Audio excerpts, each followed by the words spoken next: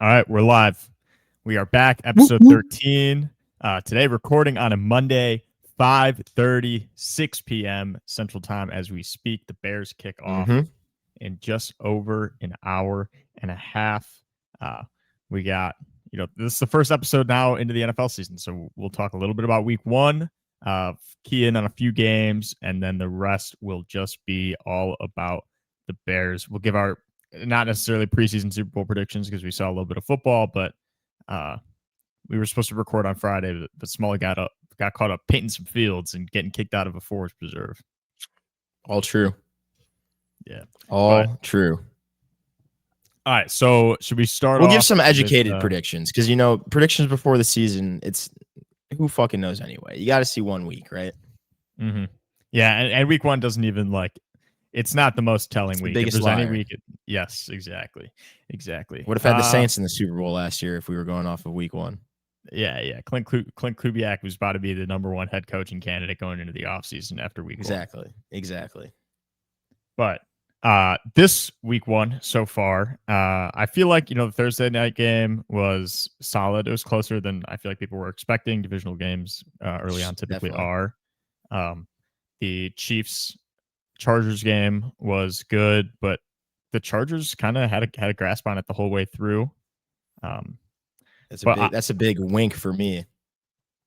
I don't know if you feel the same about most of the week one games, but I do. I feel like I I know where was you're a going with this. little underwhelmed by most of the action. Yeah, I think there's a couple metrics that you could go by. You could go by like the highlight, the plays that I'm gonna remember for the rest of my life. Did we get a couple of them? Maybe the Tesla catch was pretty sick, but Yeah, so meaningless that it's kind of in the back of my head. So the highlights wise, kind of mid. Instant classics wise, we almost went without one, but definitely got one. But yeah, I think it's the biggest part of it was just kind of like we had almost every game was close. Like literally there was probably 2 or 3 games that were out of reach for the majority of the fourth quarter. And like in all of those games, there was maybe 2 finishes that were actually like worth watching. And the rest were kind of just like whatever. So I think a big part of the letdown is kind of the potential energy that we had moving into the witching hour. And then the final result being, all these games kind of went exactly how you'd expect them to if you were, watching the first 3 quarters. Yeah. So yeah, but at the end of the day, football's fucking back. Can't really complain. I just caught a fly out of midair. Dude, holy shit. Are you gonna release it or what? We're gonna show release mercy. It. Look at that. You don't get that anywhere else. Just caught a fly midair on the podcast. That's I can't, dude, at your favorite podcaster, because you're also like one with this fly right now. He's like your boy. Yeah, he's chilling. We'll see how long he sits here. We'll leave him on the screen. I'm sure he's got a lot to say about week one, but we'll quickly run through the games. This is awesome. Yes. Cardinals Saints sucked. He's leaving. He had enough. Cardinals Saints and Saints, boring. The most religious matchup of all time. Yeah. Spencer Rattler somehow had them, a few plays away from scoring, but not the most entertaining game. Dolphins Colts, obviously probably the biggest surprise of the week so far, but as far as like it being an entertaining game, again, not really what you were going for. Raiders Patriots was pretty boring the whole way through. Drake May did not. That was exactly what you thought it was going to be. Drake May did not look very good. Ashton Jeffy got a ton of carries, but didn't really produce as much as you'd hope. He found the end zone. Steelers Jets is one of the games we'll talk more in depth. That was a very fun game. Justin Fields looked good. Rodgers looked good. We'll put that on the back burner for now. Commanders Giants 21-6 wasn't competitive. Wasn't really close at all. Giants looked bad. Pretty typical. Panthers Jaguars I thought was going to be closer. Thought was going to be more entertaining. Got delayed because of the weather. And Bryce Young looked terrible. Really bad, especially after the first quarter. Like he looked okay at times, but wow, like it looked pretty dreadful against a very underwhelming Jacksonville defense. Yeah, and there was a lot of excitement, in Carolina around Bryce Young, especially after the finish he had to last season, taking a lot of teams down to the wire. I think putting up numbers put him in the top half of quarterbacks in terms of how he finished last year. He Yeah, looked pretty yeah, good. and he came out. They dropped the dud for Yes. for lack of better words. Probably one of the nicer ways to put it. Bengals Browns was a closer game than I was expecting it to be. It came down again to last possession, 1 point game, but not the most entertaining. Didn't really see a ton out of Yeah, the offenses there. The Bengals had like 8 yards in the second half, like legitimately, something like that, and they won the game. And it was just like, okay, now the Browns are about to make this interesting, and we're about to get a, maybe Joe Burrow response drive, and then it just never happened. Yeah. Bucks Falcons. That was a very fun game. Emeka Egbuka, I mean, I'm sure you're not a fan, but he looked spectacular. 2 touchdowns, including the game winner. Younghoe Koo could have sent the game into overtime, but it was wide right. Gonged it off the upright a couple times. 49ers Seahawks. Again, that one was fun, but like a fun ending at least, but the entire game pretty low scoring. You have to imagine the unders hit and damn near every one of these games. Almost every single game, yeah. Titans Broncos. Titans wide receivers couldn't catch the ball for shit. Cam Ward looked all right. It's sort of like what you get out of number 1 overall picks. They're 1-14-1 since 2001. Yeah, If they the start the lows for Cam Ward, in my opinion, all looked like rookie quarterback lows rather than like, oh, that's not a guy that's ever going to be able to play in this league lows. Like he took horrible sacks, and he made a couple throws that were ill advised, but like it wasn't anything where you're like super concerned, I would say. No, yeah, and he made a lot of throws that made you turn your head and be like, wow, that he put that in a tight window. He seems to be seeing the field well.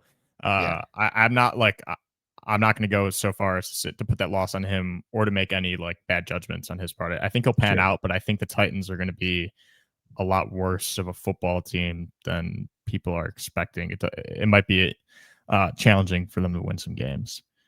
Lions Packers, that's another one we're going to dive deeper into.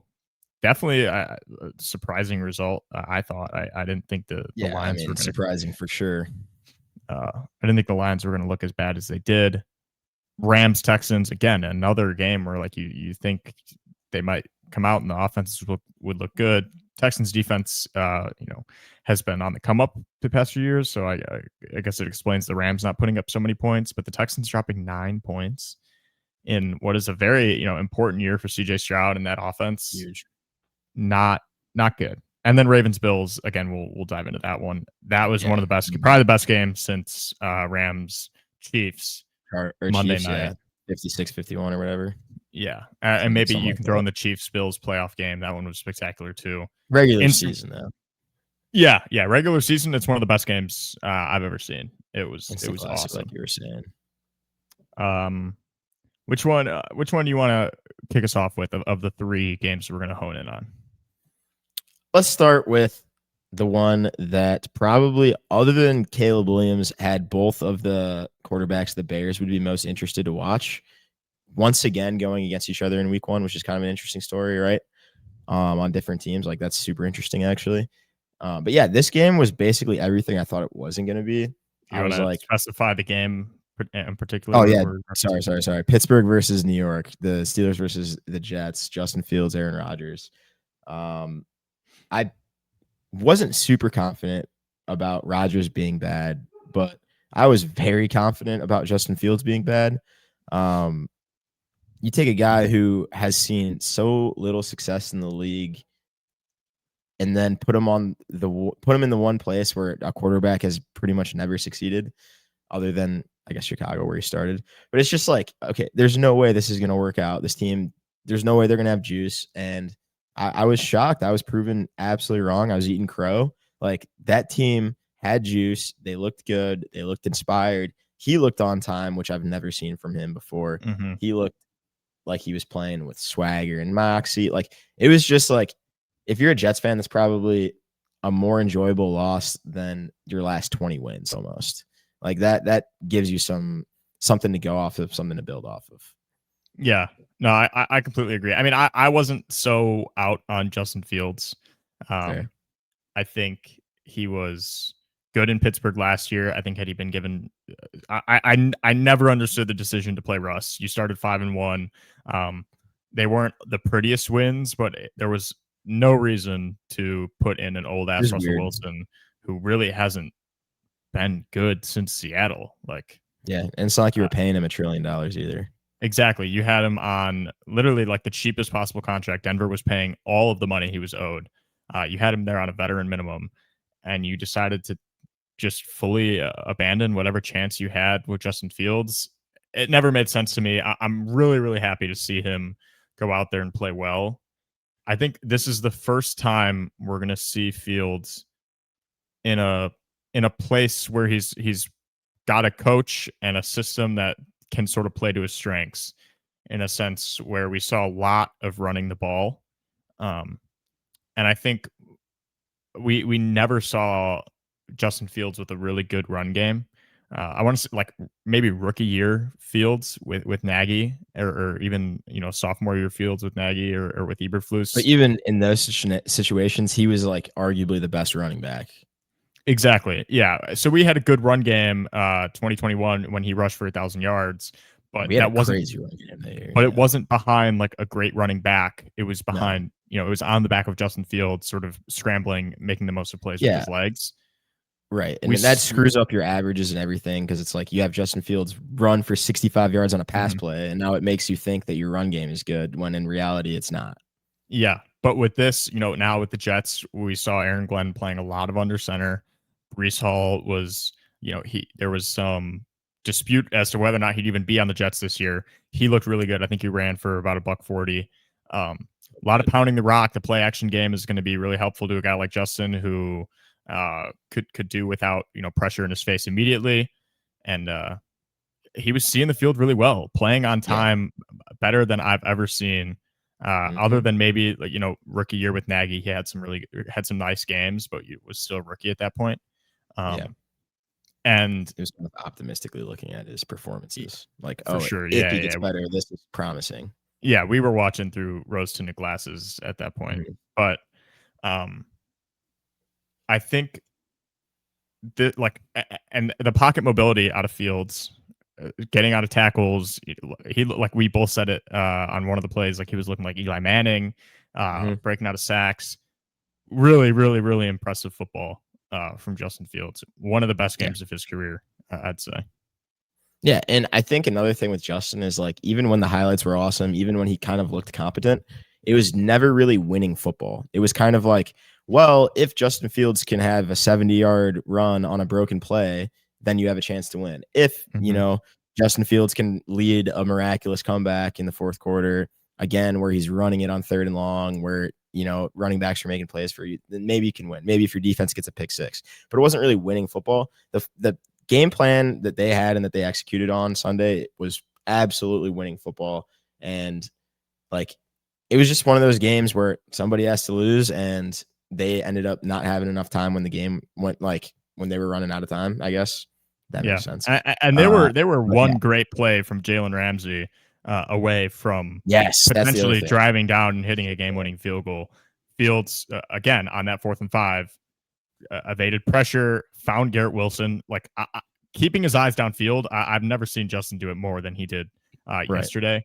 Found Garrett Wilson, but Jalen Ramsey, even he's aged like fine wine. He's gonna do really well in Pittsburgh. Force the ball out, and the Steelers won the game. Sometimes I just go that way, but Fields didn't make like a lot of the mistakes that we saw him make when earlier in his career, holding onto the football, taking bad sacks. I think some people would argue he held onto the football a little long, but they all worked in this one. Like he was getting away from pressure, and if you can do it against the Steelers and TJ Watt, then like you'll probably have success elsewhere. Right, and you want him to make those plays when he can. You don't want to, drill or take out all of his, Justin Fields out of him, like Eberflus maybe would try to do to a guy like Caleb. Do you think Justin Fields is the best quarterback out of his draft class? I think he's better than CJ Stroud, low key, at this point. That's a conversation for another day. But that was more pertaining to the best quarterback in said university's history, because pretty depressing list.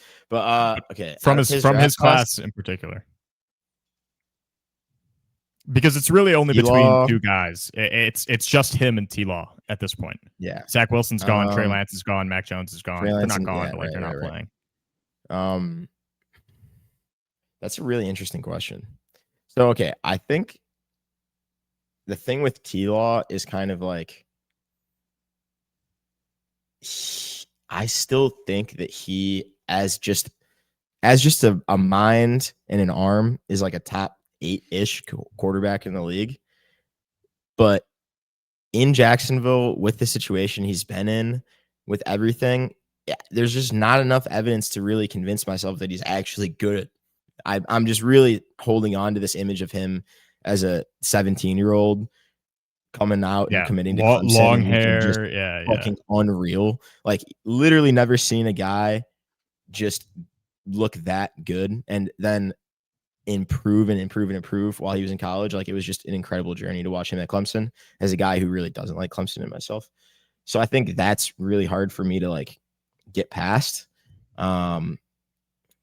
But yeah, I don't think it's crazy at all to say that Justin is better at this point in his career than T-Law. Like at least, I mean, okay. I think here's the thing: most general managers, most coaches are probably still drafting T-Law, but it's closer than you'd think, and I don't think it's crazy to say that Justin's better. Mm-hmm. I think. Listen, I think there's a 1-year timer on Trevor Lawrence and his time in Trevor, Jacksonville right now. Yeah, 100%. I think who has a longer leash right now? It's Justin Fields by a long shot. And I yes, think the ceiling is higher with Justin. I think we've seen so absolutely, much from Trevor Lawrence up to this point to know that like he's not gonna turn into a top 5 guy. top 5, Like definitely not. Yeah, I think at best he's gonna be he'll be top 10. yeah, And yeah. it seems like they finally put him, in a good spot with Liam Cohen and the weapons they have on Yes, offense. But if it he doesn't, lacks something. yeah, Whatever it is, it's something. It's it's what kind of separates a guy like Matt Ryan and a guy like Andy Dalton from ever being elite. I don't know exactly what it is, but guys don't play their absolute ass off for him in a way that Justin always has gotten guys to do. And it's intangible. It's like we're not players. We can't really like talk about these things in depth, but you can see it on TV, in my opinion. And I don't know. yeah, I think if I'm picking between the two right now, I have to go with Justin Fields. I think you're more likely to get uh competitive football out of Fields Yes, than you will with Trevor Lawrence right now. 100%. Um, which brings I me think to another coaches would vote question. Trevor, players would vote Justin. That'd be my final answer. Mm-hmm. Yeah, I think the scouts obviously. I think they're going to pick T Law. The mechanics are still there, the size, everything that Exactly. made him that great prospect. Is still there, but you're just not seeing it on the field. He's just not winning enough. No. Which brings me to another question, which might piss off some Bears fans because I had a feeling that this was going to be a topic of conversation among Bears Twitter, especially if today's game does not go well. We'll see about that. Do you think the Bears moved on from Justin Fields too quickly? Listen, man, his wide receiver one in his entire time here was who? Well, he had DJ for a year. Mooney. Okay, he had Mooney for a DJ lot for a of it. year. And also, was that year not the best year of DJ's career? Like low It key. was. Just about, So yeah.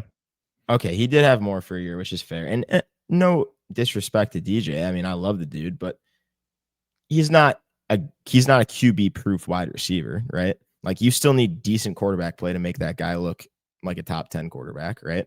Whereas Some maybe would say, I mean, he put up really good numbers with some really bad quarterback play in Carolina. Like he was putting up numbers with PJ Walker. So that's true. I'd say PJ if there's Walker any got guy it. who is QB proof, like DJ is up on that list. Okay, that's fair. That's fair. But Maybe I'm over exaggerating like that.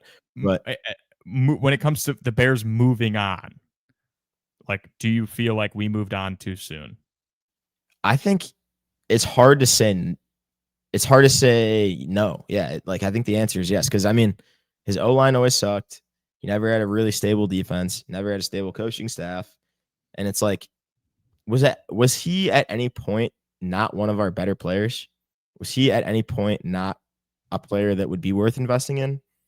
I think that because of the vision, because of Caleb Williams being there, because of the way that the team was shaping up, it all made sense to move on from him.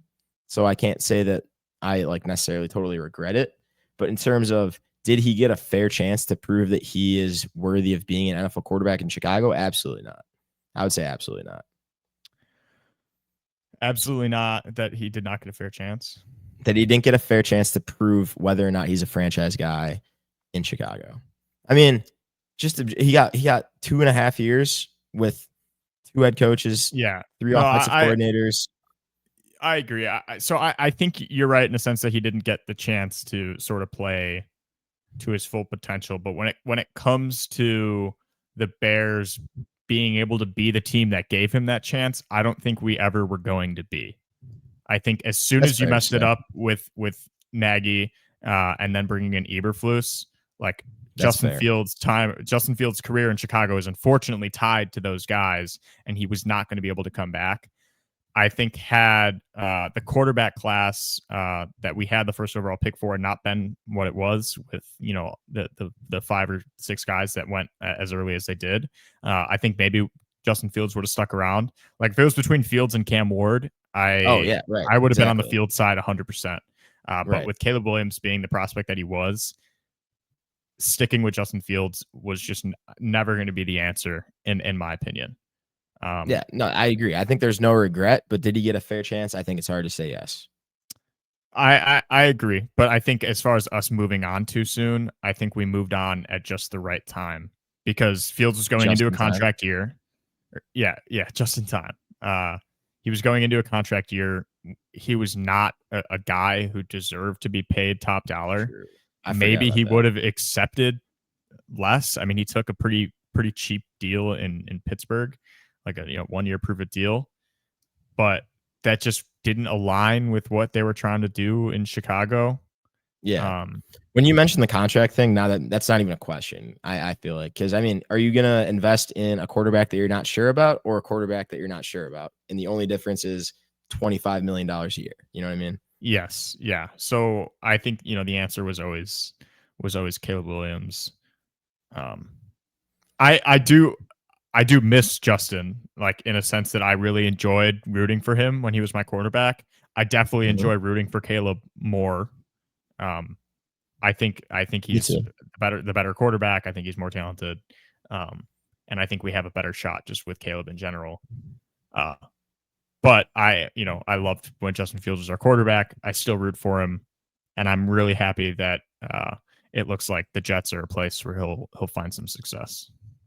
Another thing that I'll say about Justin is if Caleb doesn't work out, I feel like the consensus will kind of be like the onus is on Caleb, but I don't think many Chicago Bears fans hold Justin accountable for the failure under his like QB tenure. You know what I mean?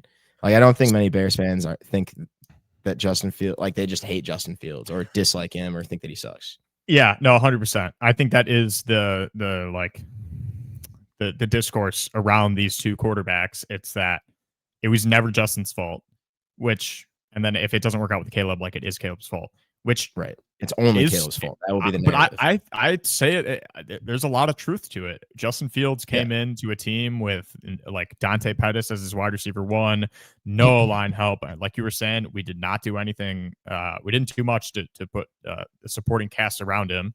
Matt Eberflus was his coach.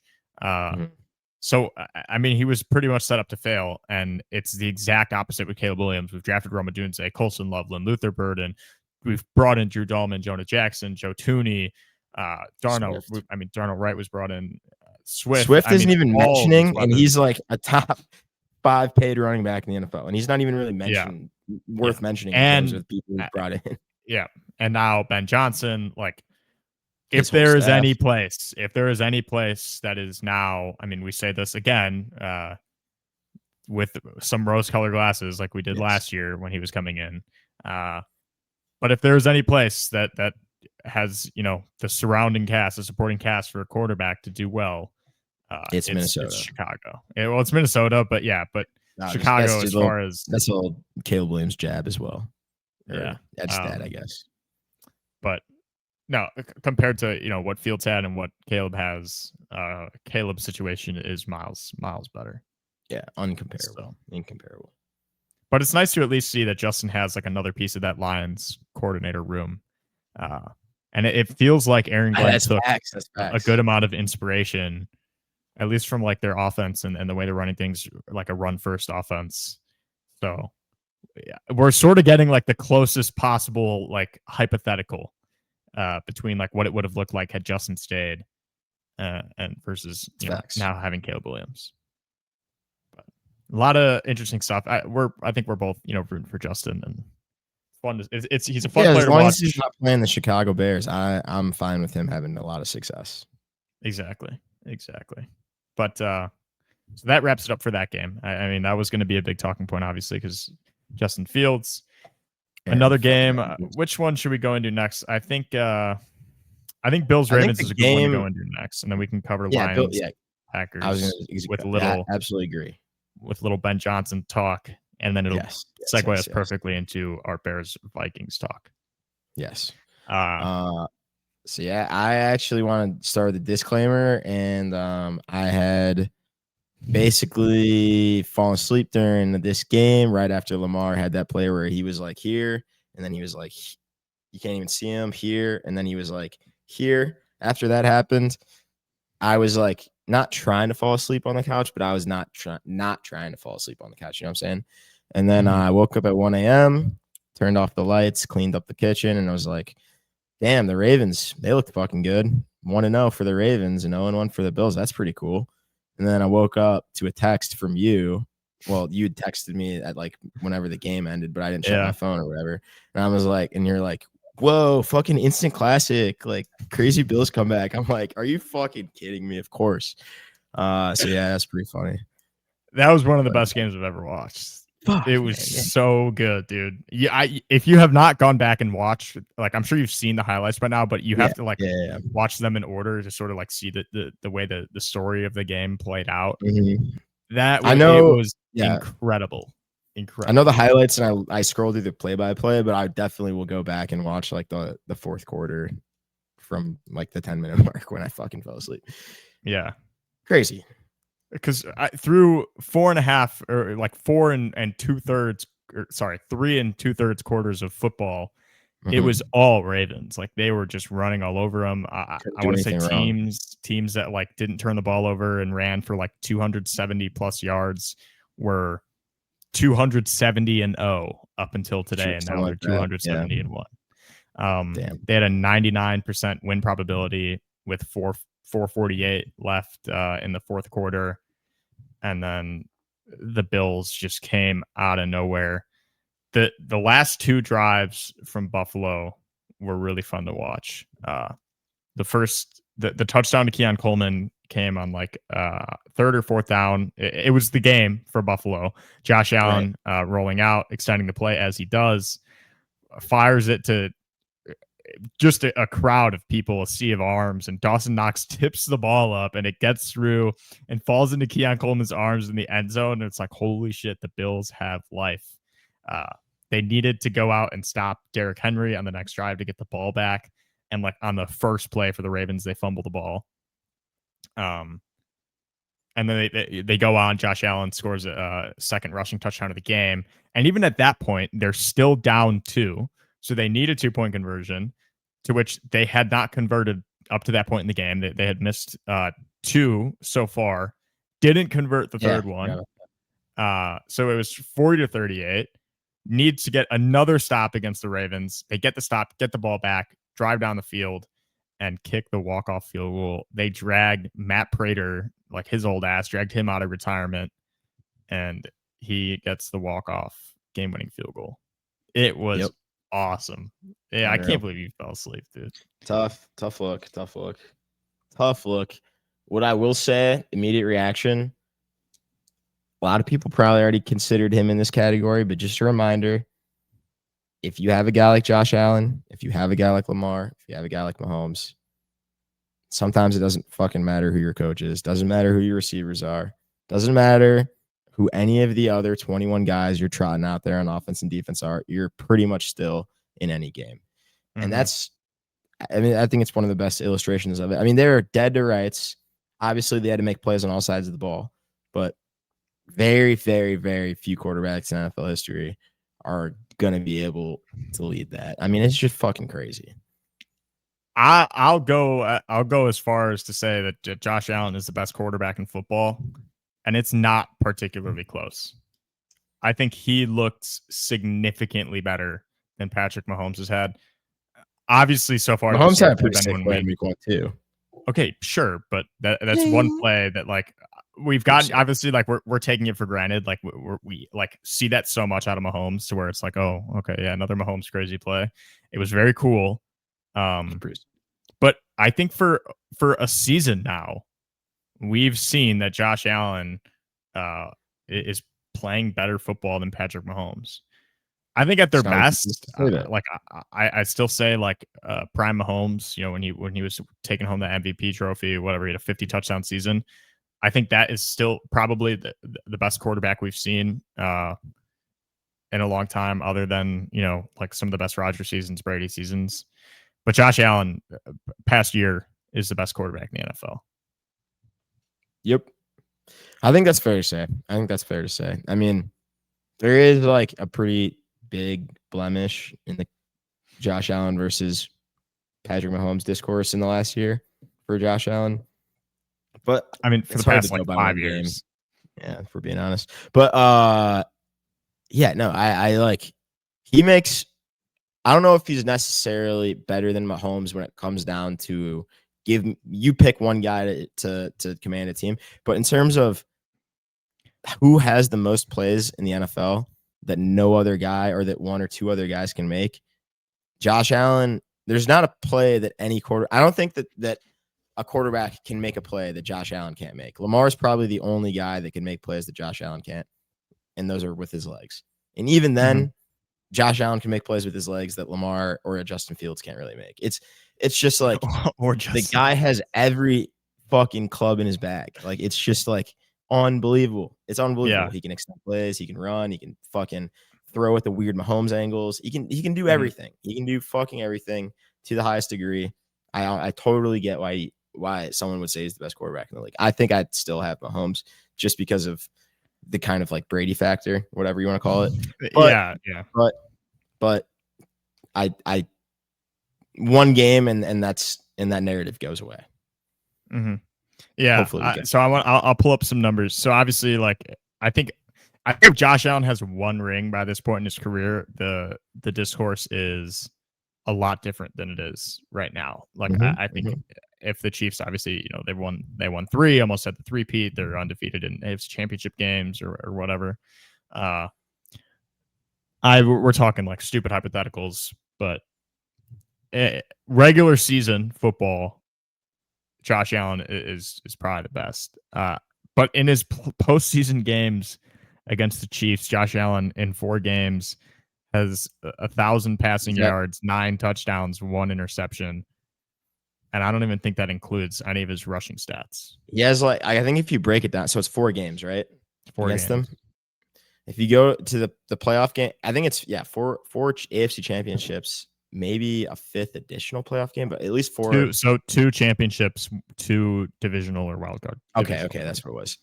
I think if you like break it down and look into each game, there's like 2 games where you can absolutely no chance put it on Josh Allen that they lost, which was the one where they scored with like 13 seconds. They like got in a field goal range in 13 seconds.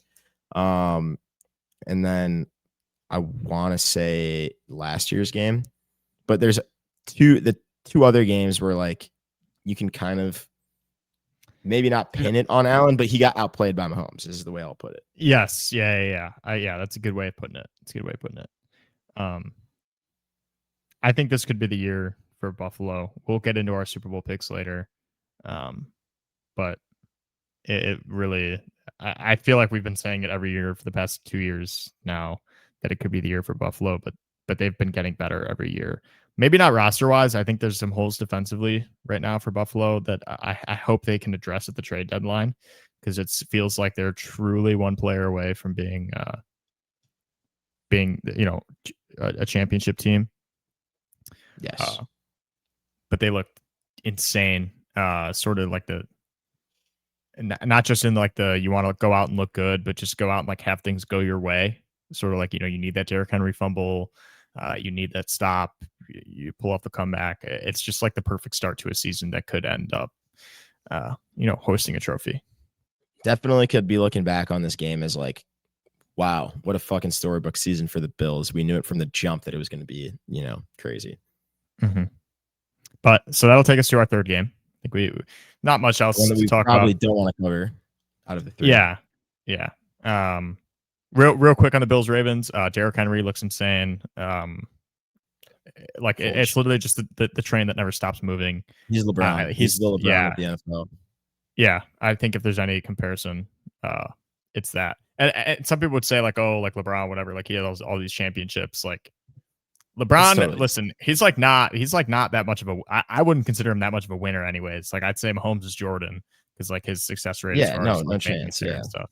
But you could like say the LeBron of the NFL is mainly just someone who has been physically dominant for as long as they have. Like Derrick Henry's just a freak. So yeah, he looks incredible. Lamar obviously looks really good. So they're going to be a good team this year. I think if the Chiefs have to play, because it seems like the Chiefs might be, will be playing a wild card game this year, which they have been in years past. But if they run into any of these teams in the AFC on their way there, it might be tough for them to make it back to an AFC championship. Very hyped to get into our Super Bowl prediction because it's been teed up pretty well. But yeah. Packers Lions. Basically, fuck, dude. The Packers look so fucking good. Okay. So fucking good. So fucking good. Like, what's the worst thing that could have happened in week 1 in this game if you're a Lions fan or a Bears fan or someone that hates the Packers? I'll say this. I am happier with this result that the Packers looked good and the Lions looked really bad than if the Lions came out and looked amazing without Ben Johnson, without Aaron Glenn, and they just beat the Packers. Because if that were the case, there's still the chance where like, oh, the Packers are just a good team and the Lions got the better of them. And then I'd be like, oh shit, like was Ben Johnson not really like that crucial of a piece there? Right. That's obviously not the case. Like it really seems like the Lions are having a Ben Johnson hangover. Quick stat, real quick. Quick stat as far as what? Jared Goff has had 5 offensive coordinators in his NFL tenure, and he is 0-19-1 when they're not named Ben Johnson or Sean McVay. That's what I'm saying. So my Dan Orlovsky tweet. Banger. Dude, it's doing numbers. Bangers only. Yeah, that was a banger. I wouldn't go as far as saying the Packers are really fucking good. Dude. I think the biggest surprise of the game was their defense. I still think the Lions are good. I don't think the Lions suck. I mean, we're going to get into our Bears season predictions too. I think the Bears are going to beat the Lions next week. Okay. We haven't even seen them play week 1, but I think the Bears are going to beat the Lions next week. Okay. Lions starting 0-2 in the division would be fucking crazy. That would be one of the biggest storylines in the NFL. Okay. What I'll say is if I was someone who is preying on Packers downfall, which I might fucking be, I would really want them to have consistent struggles at wide receiver in this game and really not have anybody look that good. On the other hand, what actually happened was like almost every fucking one of their wide receivers and their tight ends all looked capable and good. And then the other part that you're looking out for is there a difference when Micah Parsons is on? Like, obviously, there's going to be an elevation when Micah Parsons is on the field, but what is that going to look like? And what it looked like was we can be trotting fucking Bo Melton's mom out there at cornerback, and it doesn't fucking matter because the Packers' defensive line is fucked. It's fucked. It's like almost Eagles level fucked from what it looks like. So I'm gonna take a hit of the copium, really quick. I've heard rumors of some rumblings of some trouble in the offensive line room over in Detroit. That last year there was some holes. They didn't look as good as they did 2 years ago. Last year it started to show, especially in that playoff game against Washington. and now we're really starting to see that, maybe fall apart for Detroit. So I want to take a little bit of credit away from the Packers, Okay. obviously, Okay. but their D line did look terrifying. That was really Nice. scary. It was not fun as a Bears fan to get to watch how quickly they got into the backfield. Not even how quickly, but how frequently and how many different guys were doing it. There's sort of like the gravity that you get when you bring in Or a Micah really, really Parsons. good defensive player like Micah Parsons, and it was on full display. I think, just I, had the one sack on Jared Goff where he looked like the lion, like chasing the that gazelle and was all the fucking crazy. Yeah. in the wildlife documentaries. But outside of that, his impact is felt through the other guys going after the quarterback. Yeah, I think there was a pick where he like pressured the fuck out of Goff or something like that. But yeah, it's just it's I think Goff didn't throw any. I don't think he threw any picks yesterday. maybe it was a But fourth down that they missed on or something. Um, but yeah, they looked pretty fucking solid. Like it was just it was the two like biggest question marks for Green Bay got totally answered. It'd be like if the Bears came out tonight and our offense looked great and our D line got pushed, which I think like are the two biggest questions. Like if Caleb looked great and our D line looked good, then that's yeah. the equivalent of what the Packers had happen. So I want to try to move pretty quickly through this game because we're already at 40 minutes and we haven't even gotten to the Bears, and I know that's going to be we're gonna be on them for a little bit. But For sure. for the Packers, we talked about last week, Jordan Love like needing to look really good for them to win games. It seems like he won't have to look that good. Like That's it the seems like problem. the level of quarterback play that he's playing at is going to be good enough for them to consistently put up points if their defense is playing as well as it is, if they're getting that good field position, if they're forcing turnovers. Matt LaFleur still scheming guys open. A lot of people don't seem to have the answers for them defensively. So I am definitely worried about Green Bay. I definitely see why the Sharks are picking them to be a top tier team this year. Isaac Yes. Tisla on the Lions made one of the best catches I've ever seen. White boy of the mean, year, yeah, extending like white boy summer. it's one of those catches where at face value you see the one hand snag and it gives you the initial like holy fuck, right? But at this point of NFL fandom, 10 years removed from Odell, a nice one-handed grab, that's every other week, every No, 3 there's got weeks, to be right? layers to it. There's got to be layers to it. And when you watch that fucking replay and bro is literally at like 178 degrees off the ground and his left ankle or his left Achilles even snaps down like a millisecond before his shoulder pad, that's just like you can't even like try to do that. It was mind-blowingly good. It was also like clear as day a touchdown on the replay, at least. Like it's not like there was any like ifs, ands, or buts about it, which is hard to do with a catch that's look looks like that. But yeah, it just fucking unbelievable. Yeah. Yeah, it was awesome. Apparently he's gonna according to Dan Campbell, he's gonna get some more action in the Lions offense, which is great for me because I've got him stashed on my dynasty team. Drafted Nice. him after like his first preseason game, something like that. I really like him. I think he'll be good. They really like him. They just paid Jameson Williams like 20 mil a year, which I don't understand because like as much as he's good and he's fast, like I don't think he's anything more than just a fun like gadget guy, and is not someone who should be making the money that he is. But Yeah, dude. He's good for 3 60-yard touchdowns, 60-yard plus touchdowns a year, and he's good for a couple end around 24-yard gains a year, but like he's not a guy that's getting 12 catches a game. He's not a guy yeah, that's getting or not 12 catches, but he's not a guy that's getting 6 catches a game, right? yeah, He's not beating you with a complete route tree. exactly. So I don't get it. Seems like it might come back to bite him, especially if Tesla is like demanding that target share that it seems like he could be, considering that the talent that's there. So Yeah. but that covers it for Lions Packers. It was a interesting game. It feeds the Ben Johnson agenda, I think, is the That's the takeaway narrative from the we're game. running with. Yes. Yep. Yeah. Super Bowl picks, real quick. I have my two, and I got my winner. I'll go first. I'll share real quick. I think mine is a little bit loftier. So I think I'll go first because I think yours is probably a little bit more realistic. Mine is a little bit All right, more all right. So fantasy. I'll ask you. I'll ask you. So who do you have going to the Super Bowl and winning in 2025-2026 NFL season? Well, Michael, the team that I have going to the Super Bowl and winning is the Los Angeles Rams, winning the Super Bowl. How do they do it? Wow. I don't know. Who will they do it against? Probably a good question. I think here's the thing. We saw Not the Josh Allen. Chargers. You got the Rams. Hmm?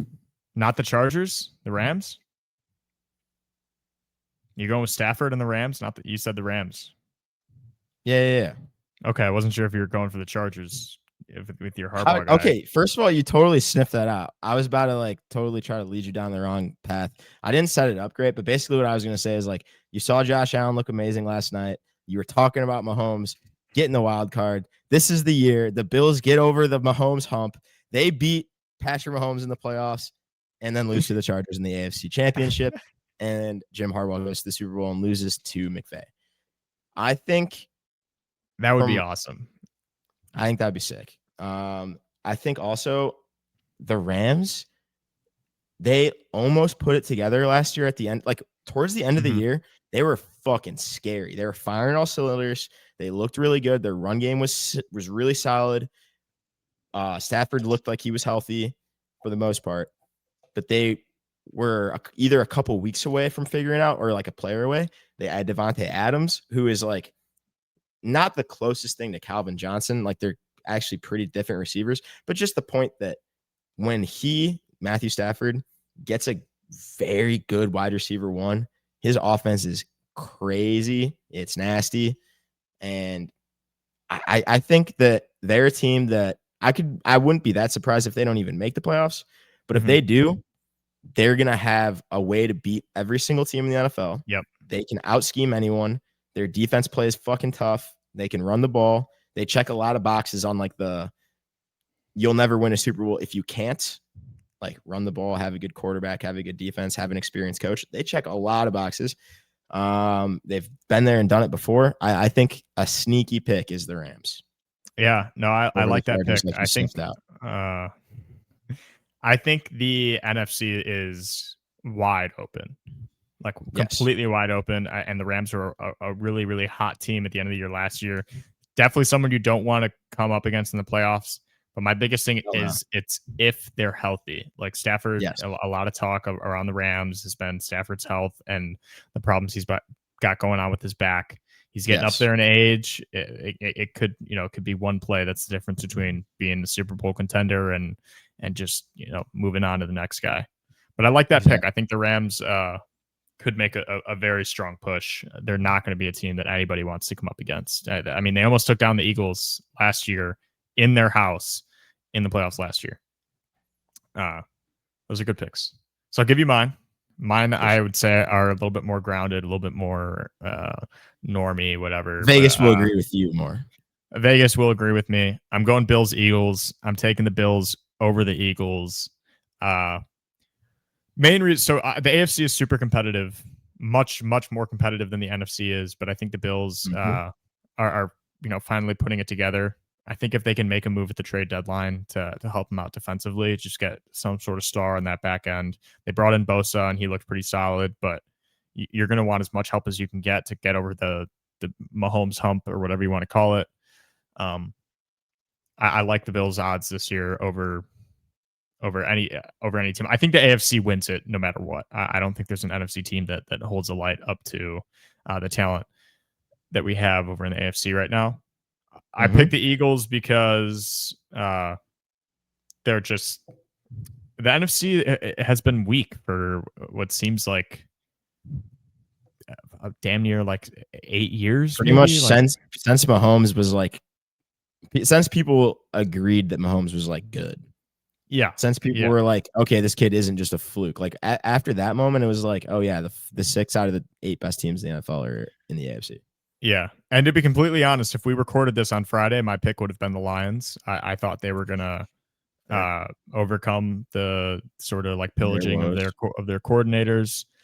But Mhm. based on that first game against Green Bay, if you can't go into Lambeau and look good week 1, and you look as bad as you Not did, competitive.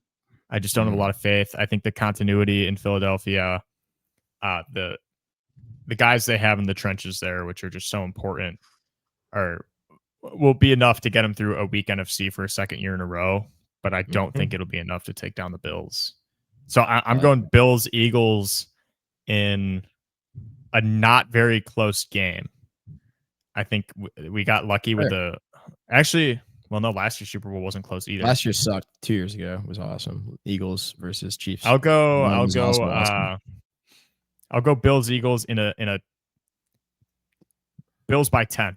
Bills by 10 points in the Super By Bowl. 10, but who's the last team to score? Eagles. So it's right. So yeah. Actually, sorry. No, I'll go Bills. I'll go Bills. They score The a Bills are the touchdown last team late. to score. So they're up 3. They score a touchdown late to extend the lead to 10. And the Eagles just fall out of it, Fizzle. unfortunately. Yeah, cool. Fair. But that's Yeah, I my like pick. that pick.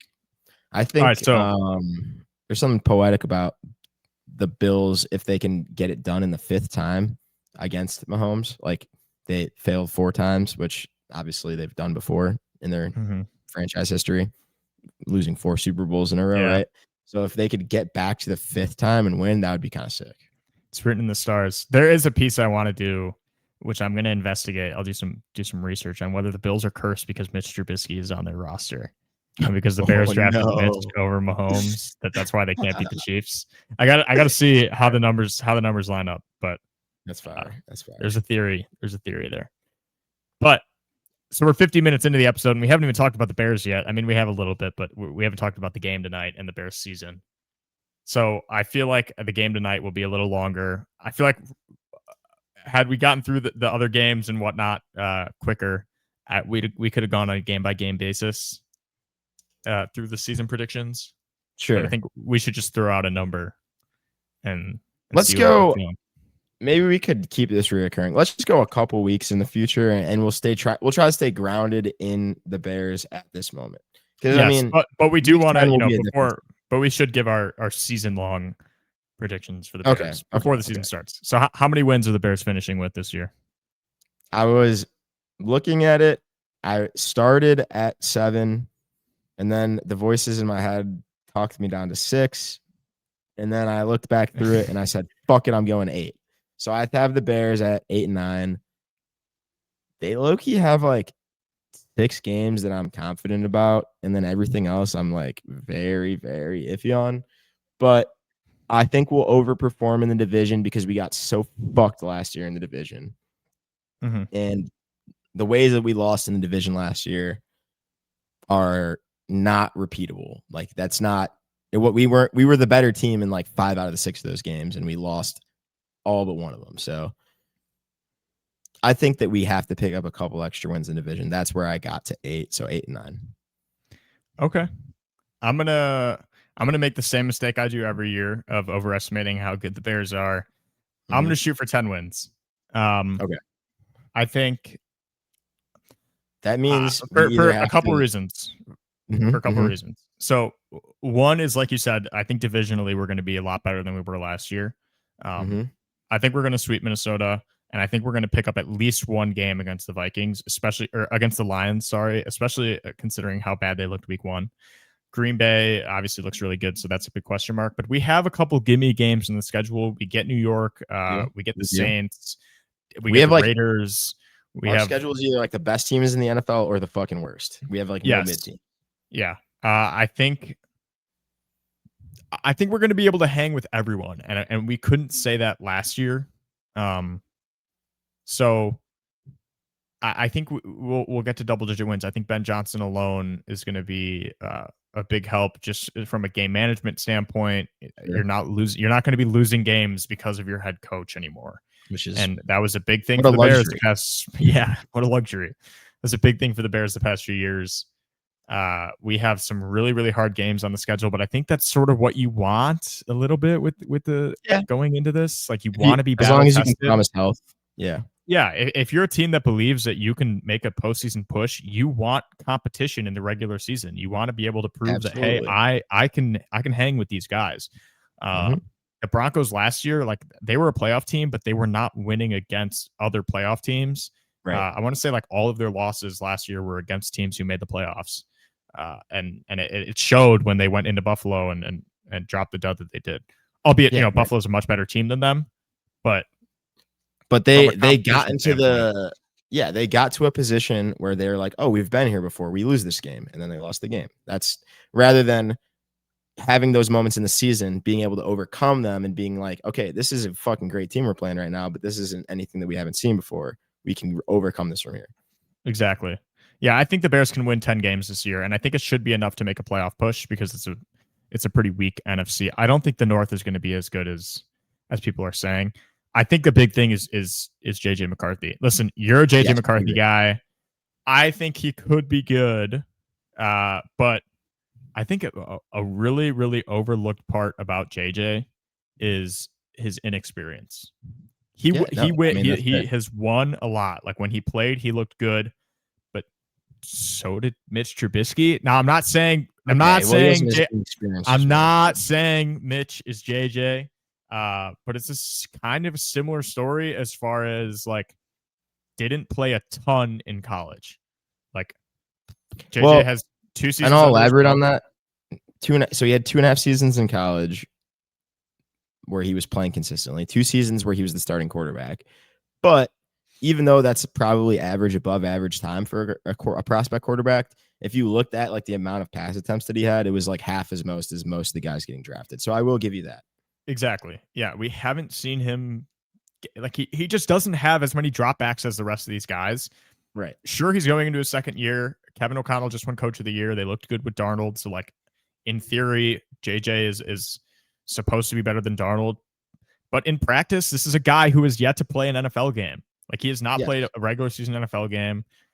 I don't think it's gonna be as good as people are expecting. People are saying this is going to be a better Vikings team than last year, who won 14 games. I do not Well, think that's going to be the case. I mean, they can honestly be a better Vikings team than last year if they win like 11 or 10 games because that team lost 2 playoff games last year. Uh, Sure. but I mean, there's no chance they're gonna win 14 games this year. Like basically, Yeah. that would be the most shocking thing of all time. What I'll say about JJ is I think the biggest criticisms on him are kind of if you zoom out, like like there is a little bit of like a counterpunch to them, which is like, oh, all he does is hand off the ball and that's why he wins and all this stuff. And it's like, okay, sure. What if he just figures out kind of how to do that in the NFL? Like his time at Michigan, he only made big plays when he needed to. For the most of the time, he was basically just the emotional leader of that team. What if in Minnesota he can kind of just pull that vibe off where he doesn't need to be Superman to win games? Like Mm-hmm. he's very, very, very good at playing that role, and he has a really good mindset with a really good coach.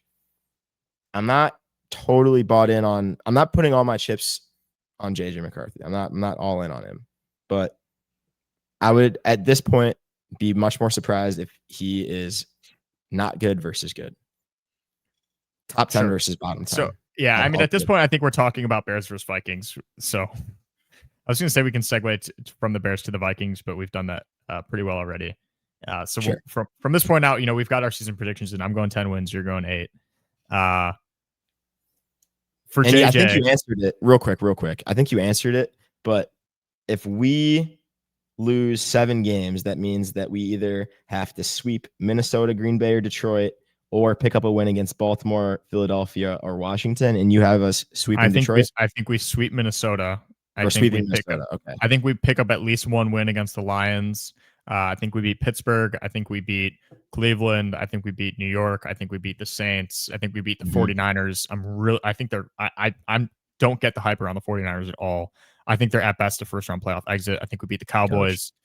There's a lot of teams. Yeah, sure, coach, but like I think coach is like Only one of goes those so far. things that goes so far. Yeah, I like Brock Coach Purdy, is but like he can't carry that team. if you're like holding the torch on your way to becoming a ball knower, Like at some point, you're just like, oh, the better coach wins. But it's like you actually have to keep going down the road of being a ball knower to realize Yeah. that no, not always the better coach wins. Yeah, that is facts. But back to the Vikings. What were we saying? We were talking about JJ and yeah. So you were saying you'd be more surprised that he's bad. I'd be more surprised. I'd be the most surprised that he's good right away. I think Yeah, it's that's fair. That's fair. impossible that this guy goes in and you don't see growing pains. There Uh, has to be. It'd honestly be worse for his career if there's not stuff to go off of in this first game, right? Like mhm. he's not going to go out and look perfect. He's going to have rookie mistakes. Stuff's going to go wrong. It's just how wrong will it go? Will it actually determine the game?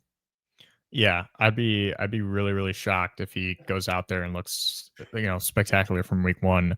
He's going into what is going to be a very loud Soldier Field. This is like the most excited Chicago has been around a football team in a very long time.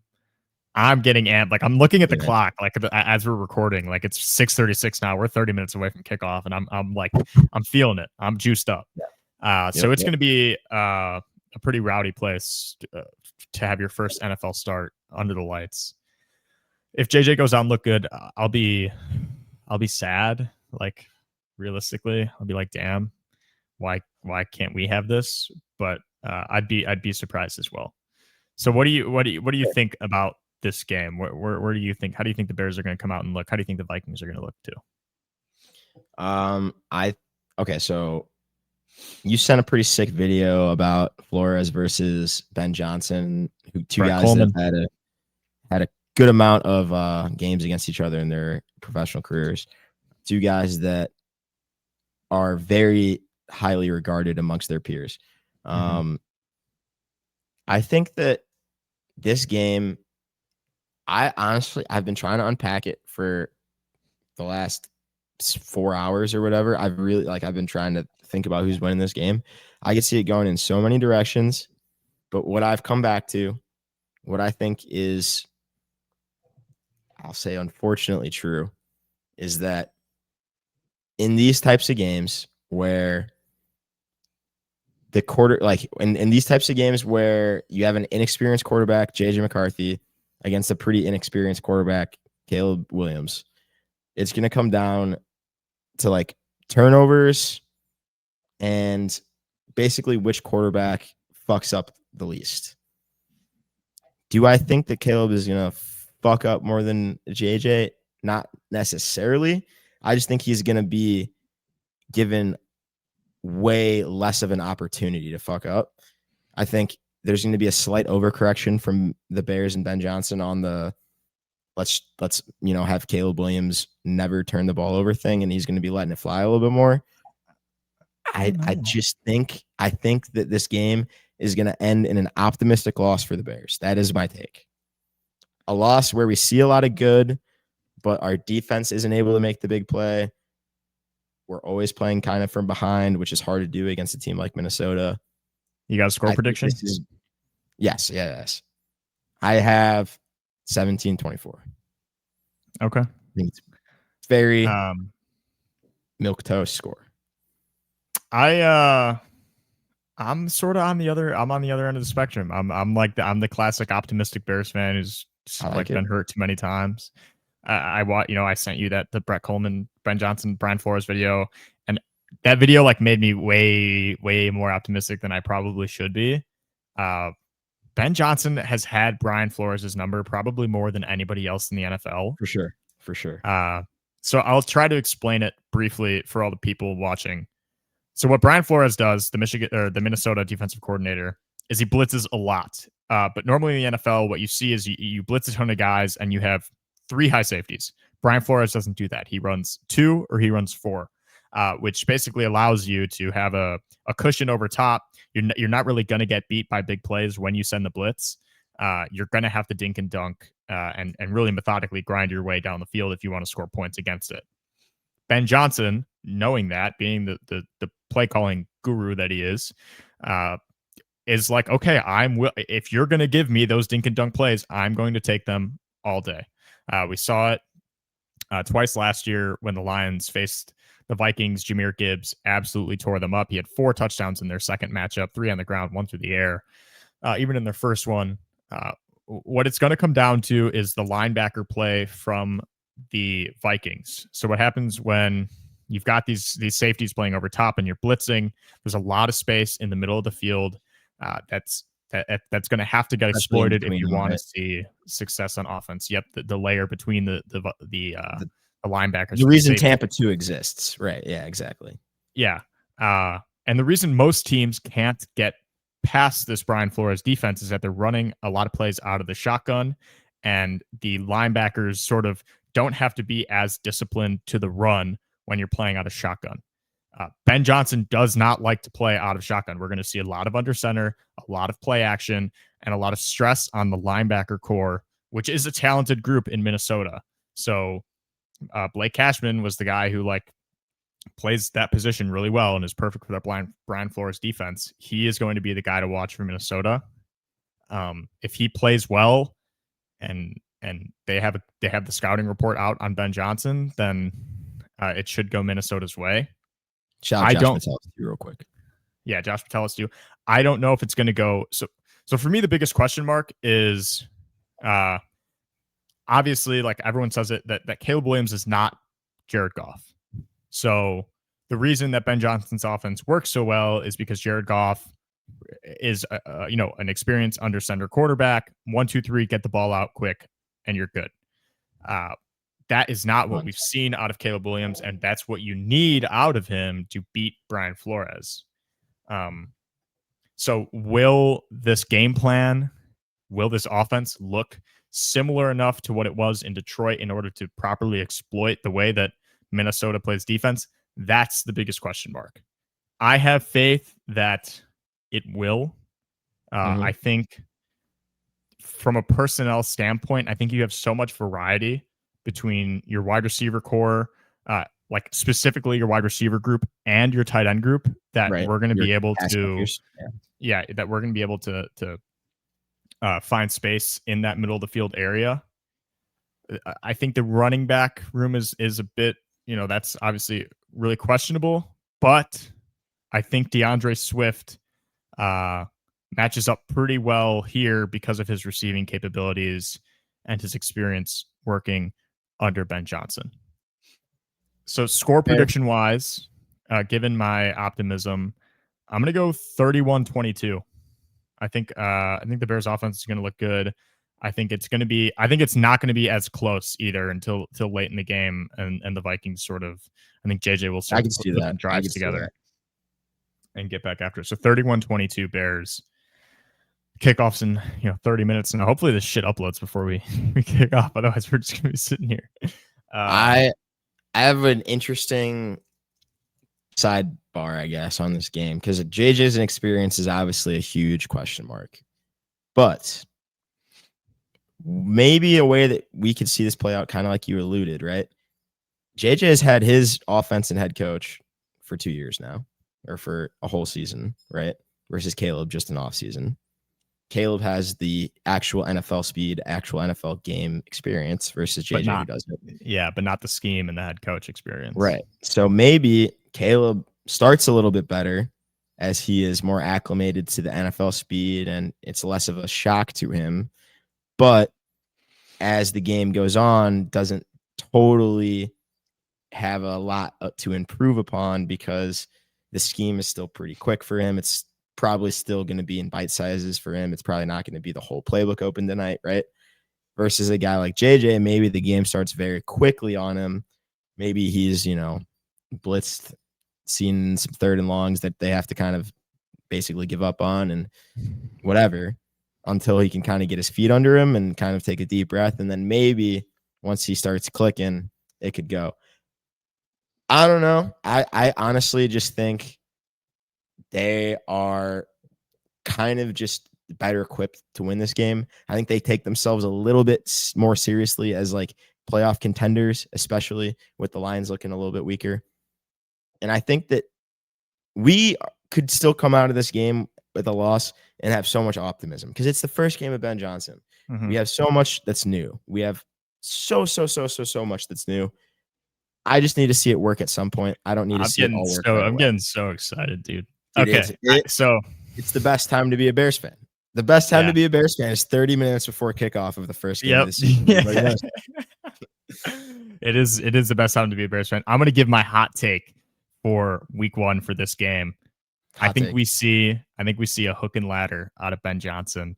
I think because you have so much of that room in the middle of the field, I think maybe a 3rd and long or a 2nd and long, we're going to get a little hitch route, 5-yard hitch, maybe to the middle right side of the field to DJ Moore or Roma Dunze, and he's going to toss it back to a running back coming out of the backfield. Or DJ in the backfield. We've seen him line up back there, and I think it results in a big gain, pretty momentum shifting. Welcome to Chicago, Ben Johnson play. And if this happens, I want proof. I'll show you what's going on. I'll show you my phone. It is 6:46 on Monday. Look, I've even got the live Cubs score for anybody who wants to try to tell me that this was recorded after the game. This was recorded before. If it happens, I won't be surprised, but you all will be. That's my hot take. I think we see some laterals. And I will elaborate on your hot take. I'll add a mild take to your hot take, and that is, if that happens, I think we get a really dope sideline shot of Flores kind of going giving the nod to Ben Johnson. We're gonna see him the you little wink fucker. at each other. You know what I mean? Yeah. I think there could be a little bit of that going on. I think we're in for a treat of a game. I think this could be a game. I mean, at least from a small scale, this is one of the biggest games in our division in a long time. Yep. New coach, new quarterback, all the storylines. Could be bigger scale if these guys pan out, but I think that football season's fucking back, and it felt a little incomplete. Felt a little bit like I was missing something on Sunday. And I feel like I know why, and that's because my fucking Chicago Bears weren't playing, and now scratching that itch. Let's go. It's hard not to be hyped. It's hard not to buy in. Come on. I think that just about covers it. We've gone through everything. You want to give us a desk item of the day? Very special. Desk item of the day. The NFL season. Shout out. Grant, this is no. You have to listen. All right. Okay. All right. I'm judging the book by its cover right now. My uncle from Montana is in town this weekend. He's on a bender completing the Cubs game yesterday and Bears Monday night game today. He lost a heartbreaking Cubs game last night. He's bringing some good energy to the stadium tonight, and he's going to flip it around so he goes 1-1 in the city. My grandparents made the trip from Danville to come see him, so we had a nice weekend together as the family. And we've got this pen from Fairchild Haircutters, which is just such a funny way to say it. Where's that at? Danville, Illinois. This is an official sponsor of the show. Fairchild Haircutters. That's why it's that guy. You got to get your. I got a haircut. Repeat listeners of the show will realize I got my haircut from last episode. I haven't gotten my haircut since the first episode, I don't believe. I went to none other than Faircutters Haircutters down in something like that. Fairchild Haircutters down at Danville, Illinois. 710 North Vermilion Ave. Give him a ring at whatever the probably 217-431-0222, but they don't list the area code. That's just me trying to be a baller. All right. Well, I think that's about it. Definitely juiced. Next week, if you're what's funny is people who are repeat listeners. I think we've got Jason listens to the episode sometimes. People who are repeat listeners might go from the end of this episode to the next episode, and if the Bears lose, the energy from right now is gonna be so low when we start the next episode. But it's at an all-time high right now. Walter's excited. I hear him barking in the background. Named after Walter Payton, for those wondering. Hopefully next time you see us, we are talking about a Bears win. But thank you for listening. Bear down, Small. You got anything to send us off? If we lose, we go to an 0-1 Detroit, and I don't think anyone in Detroit has given up on their season. So if we lose, don't give up on the season. But if we win, we have the chance to basically fucking and Detroit season in week 2. So whatever happens, we are gonna. Whatever happens, it's on to week 2. Fucking awesome. On to week 2. I like it. I like it.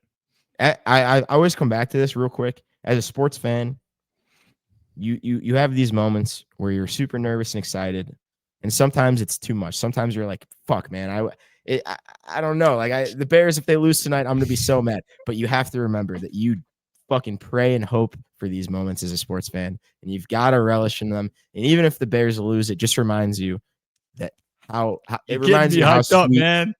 It reminds you how sweet the highs are, and it reminds you how high the highs are.